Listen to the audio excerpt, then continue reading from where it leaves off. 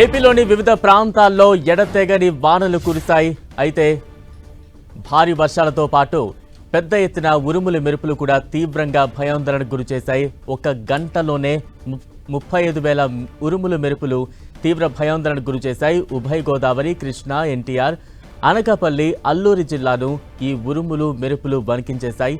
ఏపీలో వాన బీభత్సానికి తోడు మెరుపులు ప్రజలను తీవ్రంగా భయపెట్టాయి. అటు పలు జిల్లాల్లో ఉరుములు మెరుపులతో వర్షాలు కురిశాయి. ఇంకొన్ని గంటల పాటు వానలు కురిసే అవకాశం ఉందని వాతావరణ శాఖ అధికారులు తెలిపారు. మెరుపులకు తోడు పిడుగులు పడే అవకాశం ఉండడంతో ప్రజలు అప్రమత్తంగా ఉండాలని వాతావరణ శాఖ హెచ్చరించింది.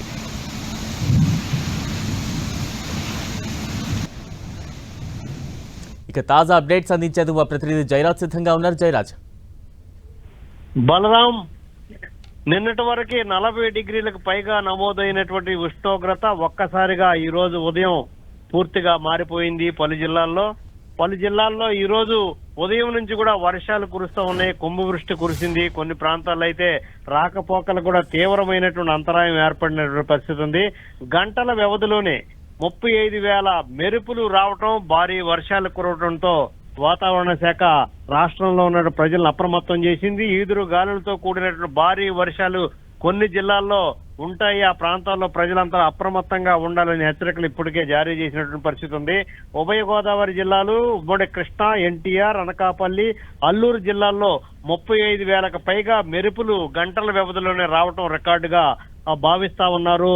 ఇంత పెద్ద ఎత్తున వేసవి కాలంలో ఇంత పెద్ద ఎత్తున జోరున వర్షాలు కురవటం, 35,000కు పైగా మెరుపులు రావటం, ఉరుములు మెరుపులతో కూడినటువంటి భారీ వర్షాలు పడటంతో అంతా కూడా అప్రమత్తమయ్యారు. ఆయా జిల్లా కలెక్టర్లు పూర్తి స్థాయిలో మొత్తం ఒక 7-8 జిల్లాల్లో వర్షాలు పడే అవకాశం ఉంటుందని నిన్నే వాతావరణ శాఖ హెచ్చరికలు జారీ చేసినటువంటి పరిస్థితి ఉంది. ఈ రోజు ఉదయం కల్లా ఆయా జిల్లాల్లో భారీ వర్షాలు పడడంతో కలెక్టర్లు, మిగతా యంత్రాంగం అంతా కూడా మా ఫీల్డ్ లోకి వచ్చేసినట్టు పరిస్థితి ఉంది.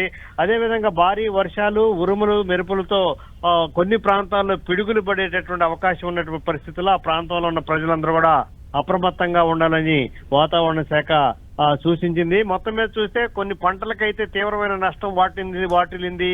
ఉరుములు మెరుపులు, భారీ గాలి వానతో కూడటంతో ఆయా జాతీయ రహదారులపైన చెట్లు ఎక్కడికక్కడ కూలిపోయినటువంటి పరిస్థితి ఉంది. ముఖ్యంగా ఇప్పుడు వేసవి కాలం అవడం మామిడి పంటకైతే తీరని నష్టం జరిగింది. ఉన్నటువంటి కాయలన్నీ కూడా రాలిపోయినటువంటి పరిస్థితి.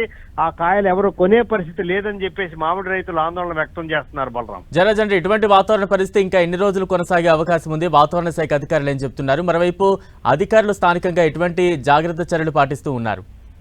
బలరాం, 3 రోజుల పాటు ఈ వాతావరణం ఇలాగే ఉంటుంది. కొన్ని జిల్లాల్లో ఎండ తీవ్రత ఉంటుంది, కొన్ని జిల్లాల్లో వర్షాలు పడే అవకాశం ఉంటుందని వాతావరణ శాఖ ఇప్పటికే సూచనలు జారీ చేసింది.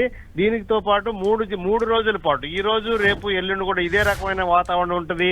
ఆయా ప్రాంతాల్లో భారీ వర్షాలు కురిసే అవకాశం ఉంటుంది. అక్కడ ఉరుములు మెరుపులతో పాటు పిడుగులు పడే అవకాశం కూడా ఉంటుంది. కాబట్టి ఆ ప్రాంతాల్లో ఉన్న ప్రజలు అప్రమత్తంగా ఉండాలని వాతావరణ శాఖ ఇప్పటికే సూచించింది. దీంతో పాటు ఆ ప్రాంతాల్లో ఉన్న ప్రజలు చాలా సురక్షితంగా ప్రాంతాల్లో ఉండాలి. అత్యవసరం అయితే తప్ప బయటికి రాకుండా ఉండాలి. కొన్ని ప్రాంతాల్లో పిడుగులు పడే అవకాశం ఉంటుందని చెప్పేసి ఇప్పటికే సూచించారు.